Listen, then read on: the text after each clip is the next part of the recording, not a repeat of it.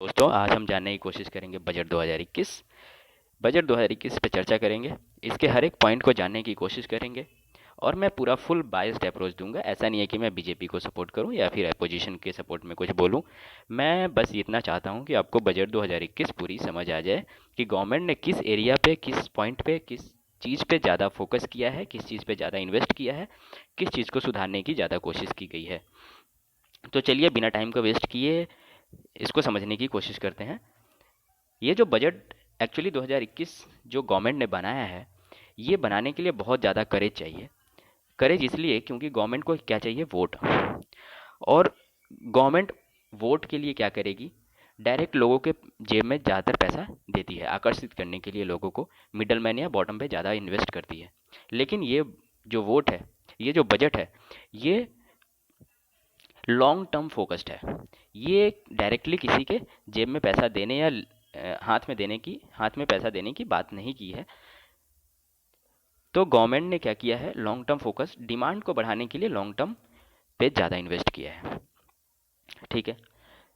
और ऐसा इसलिए भी क्योंकि अभी वोटिंग का टाइम नहीं है, तो गवर्नमेंट ने क्या सोचा कि कोई बात नहीं, जब वोट आएगा तो देखा जाएगा, राइट। तो चलिए, हर एक पॉइंट को देखने की कोशिश करते हैं। ये जो बजट है, ये ज़्यादातर तीन चीज़ों पे तीन चीज़ों पे, health care, infrastructure, financial reform पे बहुत फोकस किया है। बहुत ज़्यादा हाईलाइटेड है ये तीन चीज़। ये जो बजट है, ये सिर्फ यही तीन चीज़ है। बाकी भी हैं, बट उन पे इतना गवर्नमेंट ने दिमाग या फिर पैसा इन्वेस्ट नहीं किया है। तो चलिए, जानने की कोशिश करते हैं हर एक पॉइंट को। हेल्थ केयर रिफॉर्म जो है, इसमें क्या किया है गवर्नमेंट ने? लैब्स बढ़ा दिया गया है। ठीक है। क्रिटिकल केयर सेंटर बनाने की बात की गई है, टेस्टिंग लैब्स बनाने की बात की गई है। तो हर एक चीज़ देखने की कोशिश करते हैं।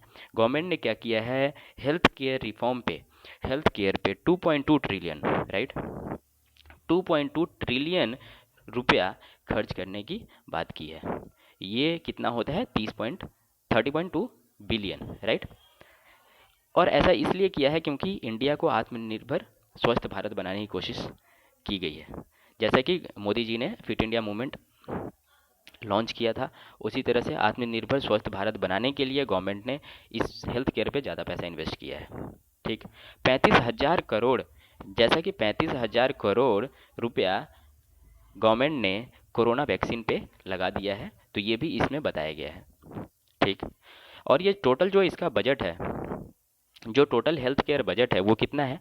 2,16,000 करोड़, राइट। जो पिछले बजट में कितना था? 94,000 करोड़, सिर्फ 94,000 करोड़ रुपया था। लेकिन इसको बढ़ा के गवर्नमेंट ने क्या कर दिया है इस बजट में? 2,16,000। ठीक। और इसमें 75,000 ग्रामीण हेल्थ केयर सेंटर बनाने की बात की है। 75,000 ग्रामीण हेल्थ केयर सेंटर बनाने की बात की गई है। 602 डिस्ट्रिक्ट के अंदर क्रिटिकल केयर सेंटर खोलने की बात की गई है। हम हेल्थ केयर पे अभी देख रहे हैं 75,000 क्या किया है? ग्रामीण हेल्थ केयर सेंटर, 602 डिस्ट्रिक्ट में क्रिटिकल केयर सेंटर बनाने की बात की है। और 17 पब्लिक हेल्थ यूनिट खोलने की बात की है। 17 क्या है? Public health unit.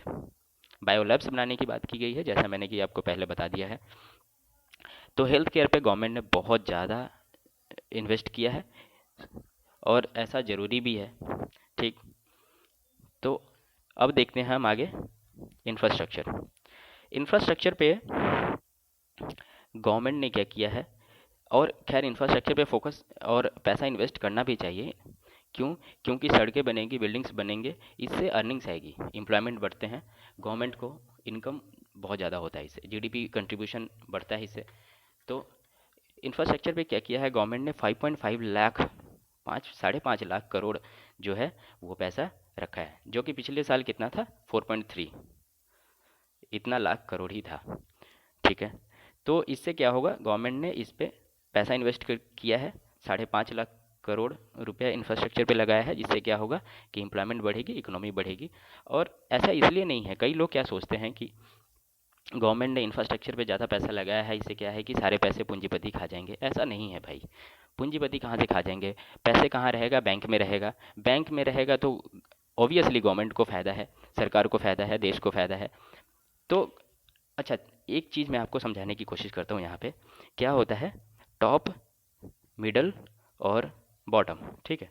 गवर्नमेंट क्या करती है, ज़्यादातर टॉप पे इन्वेस्ट करती है या फिर मिडल पे इन्वेस्ट करती है। ऐसा करना भी चाहिए, क्योंकि अगर बॉटम पे आप ज़्यादा इन्वेस्ट कर देंगे, बॉटम को ज़्यादा आप पैसे लगा देंगे, एम्पावर करने की अगर कोशिश करेंगे, तो पैसा खर्च हो जाएगा।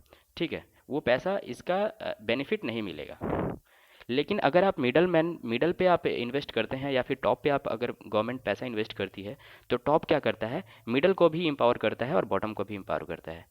अगर आप गवर्नमेंट क्या करती है, मिडल को एम्पावर करने की कोशिश करती है, इस पे ज़्यादा पैसे लगाती है, तो मिडल क्या करता है, टॉप को भी एम्पावर करता है और बॉटम को भी एम्पावर करता है।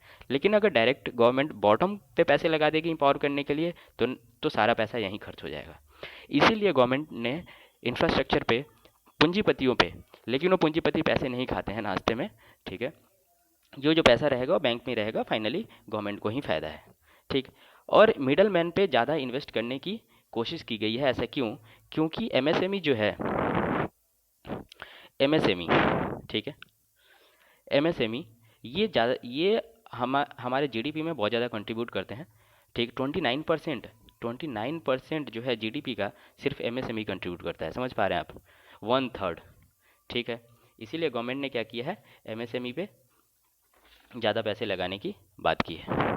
ठीक है, तो एमएसएमई पे क्या किया है, 15,000, सॉरी गलती होगी, 15,700 करोड़ रुपया जो है वो एमएसएमई पे लगाने की बात की गई है, जो कि डबल है पिछले साल के बजट से डबल है, जो कि एमएसएमई पे इन्वेस्ट की गई है। तो देख रहे हैं गवर्नमेंट ने क्या है, लॉन्ग टर्म अप्रोच बनाया है।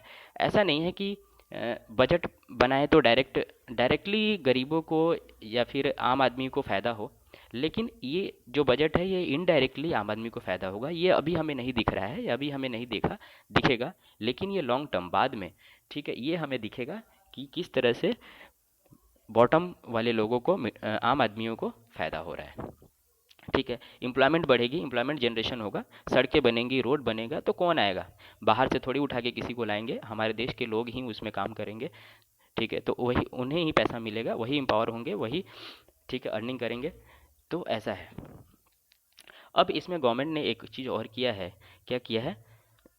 स्टार्टअप स्टार्टअप के लिए भी बहुत कुछ अच्छा किया है। जैसे कि 1 साल के लिए टैक्स बेनिफिट, अगर आप कुछ स्टार्टअप करना चाहते हैं तो 1 साल के लिए आपको टैक्स जो है वो हॉलीडे दिया जाएगा, मतलब टैक्स फ्री। ठीक, तो आपको 1 साल तक कोई टैक्स नहीं देना है। और देखिए, ज़्यादातर लोग जो हैं इंडिया के, वो क्या कर रहे हैं कि गवर्नमेंट जॉब की तरफ पीछे भाग रहे हैं। लेकिन कितने दिन तक ऐसा देश, मतलब सारे गवर्नमेंट ऑफिसर्स ही बनाती रहेगी? कभी ना कभी आप, कोई तो बिजनेस में जाए, और बिजनेस से ही देश चल रहा है। ठीक है, तो इसीलिए गवर्नमेंट क्या करती है, ऐसे अच्छी अच्छी चीज़ें लाती हैं जो कि लोगों को अट्रैक्ट करे। ठीक, अब देखते हैं कि ये ऐसा, इस बजट ने एम्प्लॉयज़ से ज़्यादा जो है, जैसे स्टार्टअप पे ज़्यादा इन्वेस्ट किया है। ठीक है, डिस्प्यूट रिजोल्यूशन कमेटी बनाई गई है। ठीक है, सो दैट कि अगर स्टार्टअप में अगर कोई पैसा नहीं दे पाता है, फेल हो जाता है, तो उसको हेल्प कैसे किया जाए। एनआरआई के लिए भी यहाँ पे हेल्प किया है। एनआरआई के लिए क्या है बनाया है गवर्नमेंट ने, एनआरआई के लिए ओपीसी बनाई है। ठीक है, ओपीसी, 1 पर्सन कंपनी। जैसे अगर कोई भी बाहर से एनआरआई आता है, वो क्या करेगा, बिना डायरेक्टर और बिना को फाउंडर के क्या कर सकता है, कोई भी कंपनी इंडिया में चालू कर देगा। लेकिन पहले क्या था, 6 मंथ का रेजिडेंसी होना चाहिए था इंडिया में, लेकिन उसको घटा के क्या कर दिया है गवर्नमेंट ने, 4 महीना। ठीक है, तो 4 मंथ क्या रहेगा, वो इंडिया में रहे और क्या करे, वो कोई भी अपनी ओपीसी खोल सकता है, 1 पर्सन कंपनी, बिना किसी डायरेक्टर और बिना किसी फाउंडर के। राइट, तो ये भी पूरा अच्छी तरह समझ लग गया। इंफ्रास्ट्रक्चर पे गवर्नमेंट ने पैसा लगाया है, लेकिन फ़ायदे के लिए, लॉन्ग टर्म अप्रोच है, बाद में गरीबों को फ़ायदा होगा, लेकिन अभी नहीं दिख रहा है। ठीक, अब फाइनेंशियल रिफॉर्म पे भी गवर्नमेंट ने काफ़ी सोचा है, काफ़ी अच्छा इस पे भी किया है। जैसे कि बैंकिंग को रिवाइवल करने के लिए, बैंक्स को रिवाइवल करने के लिए क्या किया है, 20,000 करोड़ रुपया बैंक्स पे लगाए हैं गवर्नमेंट ने। 20,000 करोड़ रुपया लगाया है। और ऐसा अच्छा भी है, क्योंकि बैंक्स और एनबीएफसी जो है, एनबीएफसी और बैंक जो कि लोन देती है लोगों को, तो अगर पैसा रहेगा तभी लोन दे पाएंगे, और अगर लोन दे पाएंगे लोगों को बैंक्स, तो क्या होगा, बिजनेस बढ़ेगा, और बिजनेस बढ़ेगा तो लोग एम्प्लॉयमेंट बढ़ेगी तो देश का क्या होगा, जीडीपी कंट्रीब्यूशन बढ़ेगा और अर्निंग्स बढ़ेगी, राइट। तो और मैंने ये बताया कि नहीं, इंफ्रास्ट्रक्चर बता दिया कि इंफ्रास्ट्रक्चर इन्वेस्टमेंट में 5.5 लाख करोड़ था, जिसको 5.5 लाख करोड़ गवर्नमेंट ने इन्वेस्ट किए है, राइट। पहले क्या था, ये 4.39 लाख ही करोड़ था, ठीक है। तो इतना हो गया। फाइनेंशियल रिफॉर्म हम देख रहे थे, मुझे लगा शायद वो पॉइंट मैंने नहीं बताया है, इसलिए मैंने बता दी। तो फाइनेंशियल रिफॉर्म में इतना कुछ किया है गवर्नमेंट ने। फिर इसमें गवर्नमेंट ने क्या किया है, डिसइन्वेस्टमेंट, जैसा कि बोलते हैं सभी कि देश को बेच दिया, देश को बेच दिया, है ना। तो डिसइन्वेस्टमेंट जो है, इस पे थोड़ा डिटेल में बात करेंगे, ये क्यों इम्पोर्टेंट है। देखिए, जैसे कुछ चीज़ें हैं, कुछ लैंड हैं, जैसे डिफेंस लैंड हो गया, रेलवे लैंड हो गया, पीएसयू लैंड हो गया, जो कि कमा के कुछ नहीं दे रही है, मतलब कि वैसे ही रखा हुआ है, फालतू का पड़ा हुआ है, अनप्रोडक्टिव एसेट है ये, ठीक है। जिससे गवर्नमेंट को कोई फ़ायदा ही नहीं है, तो वो रख के क्या फ़ायदा, उसको बेच दे। इसीलिए गवर्नमेंट ने क्या किया है कि उन चीज़ों को बेच दी है। अब बेच के क्या होगा, देखिए, इसको समझने के लिए हमें समझना पड़ेगा फाइनेंशियल एफडी, ठीक है, फिजिकल डेफिसिट, राइट। तो फिजिकल डेफिसिट हमको समझना पड़ेगा। देखिए, फिजिकल डेफिसिट क्या होता है कि, देखिए, फिजिकल डेफिसिट होता है एक्सपोर्ट माइनस इंपोर्ट, ठीक। तो हम कितना एक्सपोर्ट करते हैं बाहर और कितना इंपोर्ट करते हैं। अगर हमारा एक्सपोर्ट ज़्यादा होता है तो हमारे देश के अंदर क्या आएगा, डॉलर आएगा, पैसा आएगा, ठीक है। अगर हम इंपोर्ट ज़्यादा करते हैं तो हम क्या करेंगे, डॉलर बाहर भेजेंगे, राइट। तो हमारा फाइनेंशियल जो फाइनेंशियल रिफॉर्म के जो फिजिकल डेफिसिट है ना, ये हमें स्ट्रॉन्ग करना है। तो ये हमारा स्ट्रॉन्ग कैसे होगा, जब एक्सपोर्ट माइनस इंपोर्ट ये पॉजिटिव होगा, मतलब कि जितना हम ज़्यादा एक्सपोर्ट करेंगे उतना ही हमारे देश के अंदर क्या आएगा, डॉलर आएगा। तो जितना डॉलर आएगा उतना ही हमारा फिजिकल डेफिसिट स्ट्रॉन्ग होगा, मजबूत होगा। तो हमें क्या है, डॉलर की ज़रूरत है, ठीक है। तो देश को बचाने के लिए क्या करना है, हमें डॉलर चाहिए। तो इसीलिए क्या करना है, क्या करती है गवर्नमेंट की, जो अनप्रोडक्टिव चीज़ें हैं, अनप्रोडक्टिव लैंड है, अनप्रोडक्टिव एसेट हैं, उसको क्या करती है गवर्नमेंट, बेच देती है सो दैट कि इसका जो प्राइवेटाइजेशन कर देती है, कुछ पार्ट, कुछ शेयर बेच देती है, जैसे LIC, BPCL, IDBI, ठीक है, पवन हंस वगैरह जो है, एयर इंडिया, इसका कुछ शेयर बेच दी, इसका कुछ शेयर बेच देगी, तो क्या होगा, यहाँ से भी पैसे आने शुरू हो जाएंगे, यहाँ से भी पैसे आने शुरू हो जाएंगे, तो देश का क्या होगा, फिजिकल डेफिसिट स्ट्रांग होगा। फिजिकल डेफिसिट स्ट्रांग होगा तो क्या होगा, पेट्रोल का दाम सस्ता होगा, हम बहुत कुछ खरीद सकते हैं, है ना। तो इसीलिए गवर्नमेंट क्या करती है, डिसइन्वेस्टमेंट करती है, ठीक। डिसइन्वेस्टमेंट करने का यही एक ये फ़ायदा है देश को, ठीक।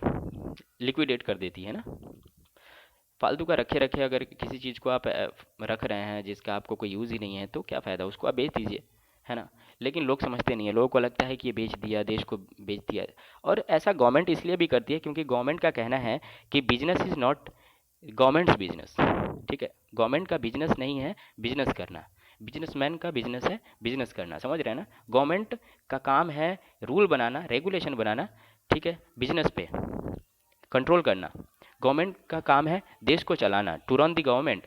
इसका काम, गवर्नमेंट का काम ये नहीं है कि बिजनेस करना, ठीक है। बिजनेसमैन का काम है बिजनेस करना। इसीलिए जो बिजनेसेस हैं, रेलवे हो गई, ठीक है, डिफेंस हो गया, रेलवे हो गई, जैसे LIC, BPCL, IDBI, ये सब इसीलिए गवर्नमेंट क्या करती है, इनका जो शेयर है जो कि अनप्रोडक्टिव है उनको बेच देती है, ठीक है।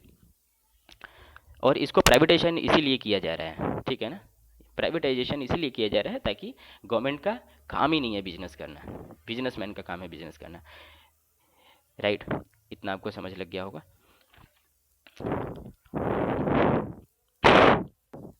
कुछ और चीज़ें अच्छी हैं, जैसे कि डायरेक्ट टैक्स पे, कुछ ज़्यादा खास नहीं किया है। जैसे 75 साल से ज़्यादा के उम्र वालों को बोल दिया है कि जो जॉब करते हैं वो टैक्स नहीं देंगे। तो 75 साल से ज़्यादा उम्र वाले बहुत कम ही लोग हैं जो जॉब करते होंगे जो टैक्स दे पाएंगे, ठीक है। कुछ अच्छा किया है, जैसे कि 3 साल पुराने जो 3 साल पुराने जो मैटर हैं, जैसे कि कोई कंपनी है जिसने टैक्स जमा नहीं किया है और ये 3 साल पुराना है, इसको माफ़ किया है गवर्नमेंट ने। क्यों? क्योंकि वो जो उन जिन्होंने टैक्स जमा नहीं किया है वो कोई ऐसे फ्रॉडर नहीं है, वो कोई ऑर्गेनाइज टैक्स फ्रॉडर नहीं है, उनसे गलतियां हुई होंगी, इसलिए सरकार ने सोचा कि चलो उन्हें माफ़ कर देते हैं। एजुकेशन पे हम देख लेते हैं। एजुकेशन पे गवर्नमेंट ने कुछ ज़्यादा नहीं किया है। एजुकेशन पे पिछले साल जो था वो 93 करोड़ रुपया रखा हुआ था, लेकिन इस बार क्या किया है, सॉरी, पिछले साल 99 करोड़ था जो कि इस बार 93 करोड़ है। 6 करोड़ रुपया एजुकेशन पे गवर्नमेंट ने घटा दिया है। ऐसा इसलिए भी किया है, जहाँ तक मैं सोच पाता हूँ, क्योंकि सोच रहा हूँ जहाँ तक क्योंकि डिजिटल लर्निंग पे गवर्नमेंट ने ज़्यादा स्पेंड कर दिया है। जैसे 350 करोड़ पिछले साल था, उसको 300 करोड़ को 650 करोड़ रुपया कर दिया है जो गवर्नमेंट स्पेंड कर रही है। ठीक है, 8 टाइम्स इसको डबल कर दिया है एग्जैक्टली, जबकि 8 टाइम्स इंक्रीज़ करना चाहिए था। क्यों? क्योंकि डिजिटल लर्निंग में देखिए स्कूल्स वगैरह तो खैर बंद है अभी, डिजिटल लर्निंग ज़्यादा हो गई है कोरोना की वजह से, तो जो 2 टाइम्स इंक्रीज़ किया है इसको ज़्यादा इंक्रीज़ करना चाहिए था। जीएसटी एजुकेशन पे घटाना चाहिए था, लेकिन गवर्नमेंट ने जीएसटी एजुकेशन पे जीएसटी घटाया नहीं है। ठीक, और कुछ और पॉइंट देख लेते हैं, जैसे ईज ऑफ स्टार्टिंग बिजनेस हो गया। Ease of starting ease of doing business ease of doing business में हम 13th पोजीशन पे हैं। ठीक है, लेकिन ईज ऑफ स्टार्टिंग बिजनेस पे गवर्नमेंट ने कुछ दिमाग नहीं लगाया है, कुछ सोचा नहीं है, कुछ बनाया नहीं है इस पे। देखिए अभी भी अपने देश में क्या है, ईज ऑफ डूइंग बिजनेस तो अब बहुत सारे लोग बिजनेस की तरफ जा रहे हैं।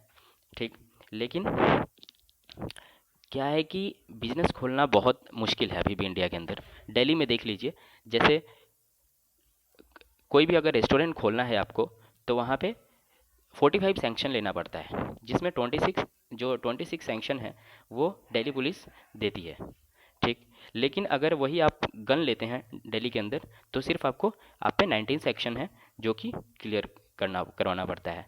तो दिल्ली के अंदर क्या है, रेस्टोरेंट खोलना, एक बिजनेस खोलना ज़्यादा टफ है एक गन लेने से। तो इन चीज़ों पे गवर्नमेंट को ज़्यादा सोचना चाहिए था, जो कि गवर्नमेंट ने सोचा नहीं है। और भी बहुत चीज़ें हैं, बाद में डिस्कस करेंगे। खैर फिलहाल इतना ही। मुझे लग रहा है कि आपको काफ़ी समझ आ गया होगा। मोटा मोटी ये सारी चीज़ें मैंने आपको बता दी हैं जो कि आपके लिए इम्पोर्टेंट है। कुछ और चीज़ें हैं, जैसे कि मिनिमम वेजेस पे गवर्नमेंट ने बातें की है कि एक मिनिमम वेजेस तय कर दिया है गरीब लोगों के लिए, उससे कम सैलरी नहीं दी जानी चाहिए। ठीक है, तो चलिए मिलते हैं अब अगले वीडियो में। अगर आपको अच्छा लगा तो लाइक कीजिए, शेयर कीजिए और सब्सक्राइब करना बिल्कुल मत भूलिए। तो चलिए मिलते हैं अगले वीडियो में। थैंक्स।